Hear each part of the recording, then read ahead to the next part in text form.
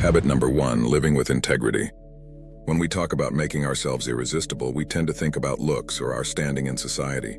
But let's go deeper, into something much more basic: integrity. Integrity is not a moral high ground, but the bedrock of how one sees us and decides to trust us. Integrity is to act in consistency with what you say, consistency in what you profess and practice. Now imagine you are at a networking event, and you meet this person with whom you get to share an interest in environmental conservation. You talk to them about your passion for sustainable living, and promise to send them the link to the documentary that really changed your whole way of thinking. By following through the very next day, that simple act both cements your reputation as one who is reliable and deepens your connection with them. You are looked at as someone who sticks to their word. On the other hand, consider that if you don't follow up, that one action might actually make them think you're not sincere in other things you talked about. It is in these little moments that the fabric of our character is tested and on display. After all, as Epictetus put it, if you say you're going to do something, do it. If you start something, finish it.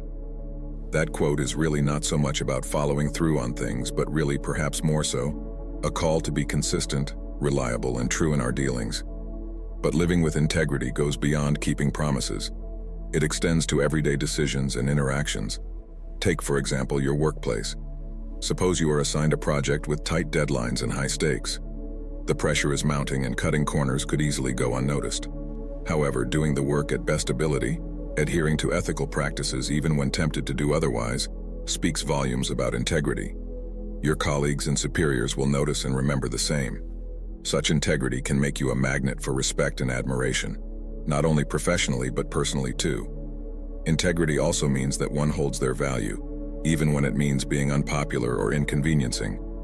For example, you are in a restaurant on a date. The waiter accidentally serves you with more expensive food than you had ordered for yourself. It may create a momentarily awkward situation, pointing out the mistake and asking for the correct order. I'm human after all, and so are you. It makes one honest and fair-minded. It is hard to be a person full of integrity. This calls for keeping on practice self-awareness and live with the values of your life each day. However, the respect and trust obtained make of you a person with whom many individuals would like to be associated. People by nature are drawn to those who are genuinely unyielding, for in their midst there is a sense of security and regard for others. Thus, fostering integrity does not just become a process of appealing to yourself. It is the growth to become somebody that people can rely on and respect, making you truly irresistible in the depthest, most enduring sense. Habit number 2, self-control. In a world that so often crowns the loudest or most instantly responsive, Stoicism shows the strength of self-control. It is not merely a matter of choking off emotions or desires. It is a process of governing them thoughtfully, so that they can serve us rather than have us serve them. That's very nice of a principle because it says a strong and mature person, qualities that are attractive in personal relationships. That is no different from debates at social gatherings. They start with the same likable premise. It's good to listen to and understand different sides of an argument, but people will end up repeating their own opinions and ignoring what the other side is saying. In that scenario, exercising self-restraint involves carefully choosing your words, listening more than speaking, and when you speak, doing so with thoughtfulness and respect for the other person's points of view. This discipline amidst trying and composure is much admirable that it will show you to be gracious with the ability to handle conflict. Besides, willpower becomes part of the personal habits and discipline. For example, there is a goal to get in better shape. The road is paved with temptations to skip the gym, eat unhealthily, or quit when results aren't showing immediately. Exercising self-control by sticking to your workout routine, making even the least convenient healthier choice of food, and persevering even when progress is slow, shows commitment to the goal. This discipline in others, especially the discipline to pursue personal betterment and growth, will naturally elevate their respect and attraction to you. Saving money isn't just about the big gestures and outward commitments. It's also about the small acts of self-control that are often most powerful in the quiet, unseen moments. Whether you are saving for a large purchase or working towards future security, to save instead of spending lavishly and to budget tightly, even while craving immediate pleasures, signal foresight and responsibility. These are not showy virtues in which one looks for a stable, serious relationship. Self-control enriches your life by empowering you to make decisions that align with your long-term values and goals. It brings calm right to the very core of the crazy maelstrom of life, and thereby is the very assurance, the very constancy, and that depth of character that would make somebody genuinely appealing to other people. Mastering your reactions and choosing actions with great discretion makes one not only a person of substance but someone who exudes a quiet confidence that is universally appealing. Habit number 3, empathy and understanding. Full of empathy and understanding, Stoicism believes that these are the key foundations for deep and meaningful relationships. The practice does not consist of feeling what the other one feels, but searching for comprehension from perspectives, emotions, and motivations without on-the-spot judgment. This quality greatly strengthens your relationships. You become irresistibly attractive since you emerge as a source of relief and confidence. And think of this common situation in a workplace.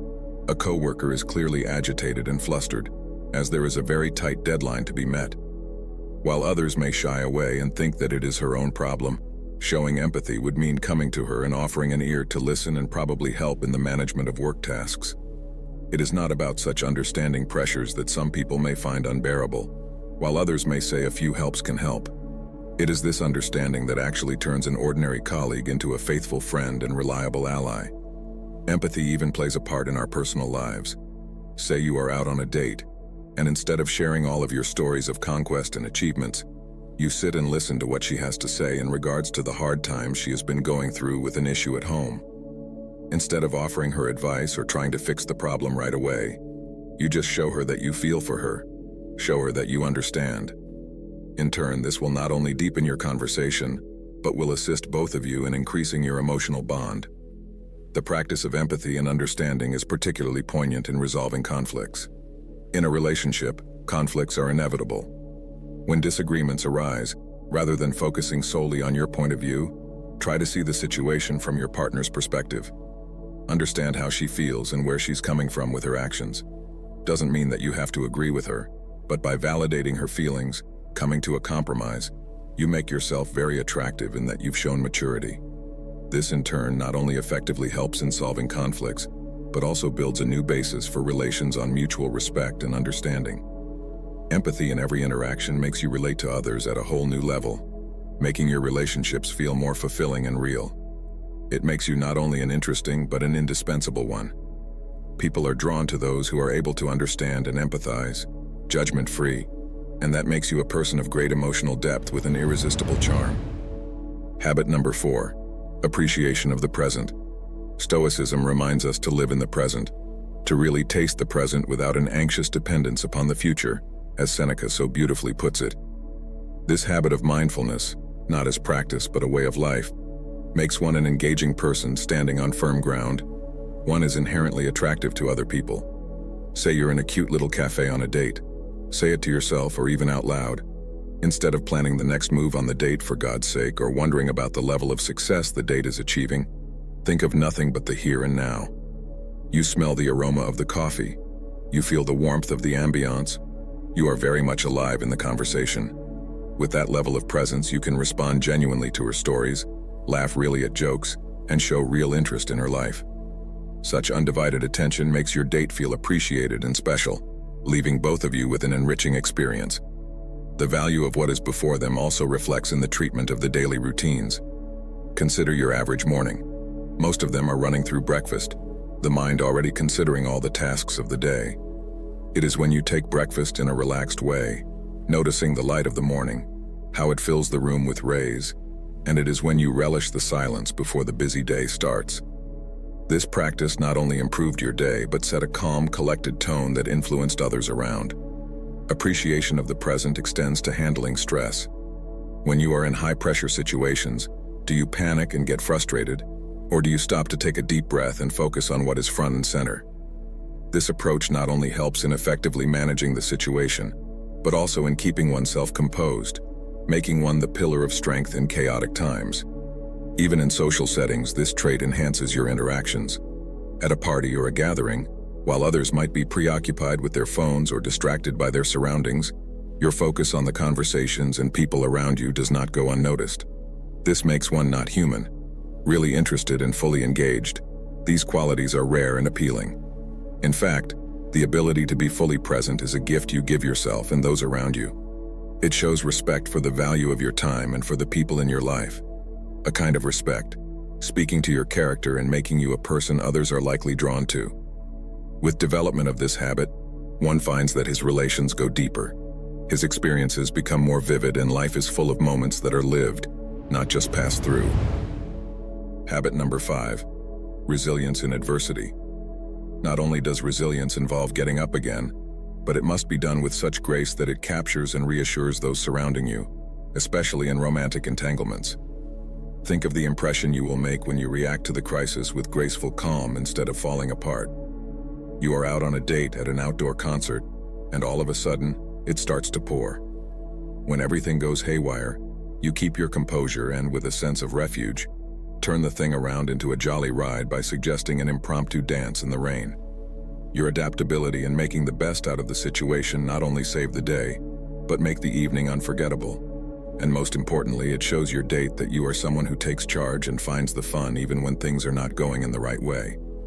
Resilience is compelling even on a more human scale. Suppose you are faced with a major setback in life, such as losing a job. So instead of desperation kicking in, one will look at this as a chance to explore the passion that he or she had always sidelined, or an opportunity to sharpen his or her skills and qualifications. This will help you find new opportunities not reactively but proactively, and also help to show your depth of character. Showcasing strength and optimistic features in any adverse situation, such men are generally liked by women as partners in facing the storms of life together. In social situations, this could translate into the way you handle difference or conflict. For example, suppose you were at a dinner party and an argument broke out. In place of boiling with tension or drawing back, you mediate the discussion by respecting differing opinions and finding common ground. All this helps to diffuse the situation and also points to your leadership attributes and emotional intelligence, which is very appealing. Building resilience does not mean to withstand the situation. Instead, it means to take full advantage of the situation in all challenges and come out even more powerful and wiser. It conveys that every setback is a setup for a comeback. This kind of mindset can change how you are projected to women, in a way that they see a dependable, strong, and solid partner who is able to take care of not only himself, but them too in life's certain roller coasters. This quality in him, the quality of being steadfast, the quality to uplift the spirit in hard and tough times, is an irresistible quality to endear a person to another. Habit number 6, continuous personal growth. With personal development as one of the cornerstones of Stoicism, it becomes an essential quality that enhances your attraction. It is embracing a lifetime journey of learning and self-improvement, not only for oneself but also for enhancing one's relationships. As Seneca once said, "He who is not every day conquering some fear has not learned the secret of life." This will to always move toward growth only confirms your commitment to evolving, and this commitment will on its own draw people, especially women predisposed to depth and ambition in a partner. Imagine, for example, that you take up learning to play a musical instrument or start to paint. Each of the steps in these learning processes adds not only a new skill to your life, but will make you also more interesting and engaging. For example, when you share this new passion with someone on a date, you're not sharing information on something ordinary. You are sharing part of your emerging self. This openness to new challenges and the capacity to master fresh skills will make your conversations more profound and catchier. It could manifest your commitment to growth in a manner that you would approach your career. Perhaps you may not be the kind of individual who would be pleased by punching in and out of the workplace, but would be searching on how to grow your abilities or knowledge base.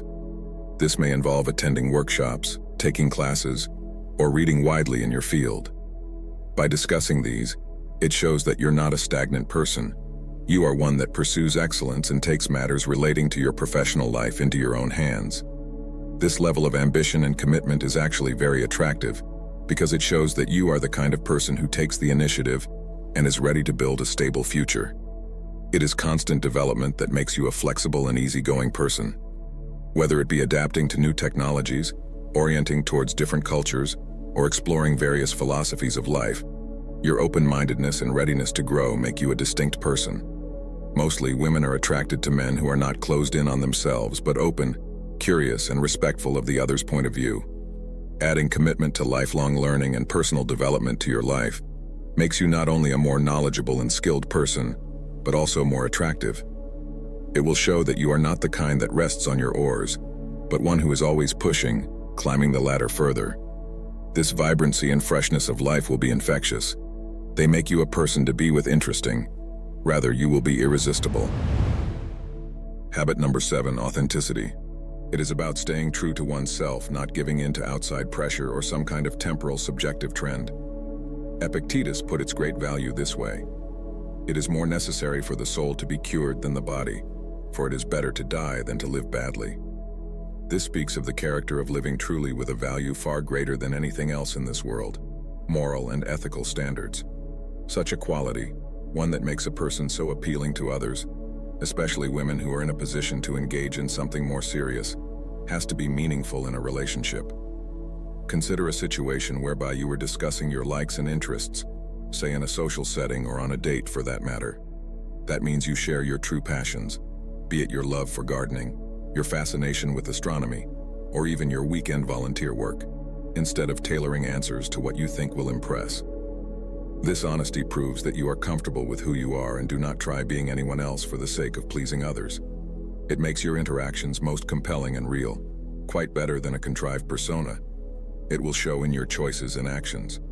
In that respect, given the fact that whenever you weigh your leisure time options, you will settle for the various hobbies that really catch your fancy, not those that could appear to be more acceptable or popular.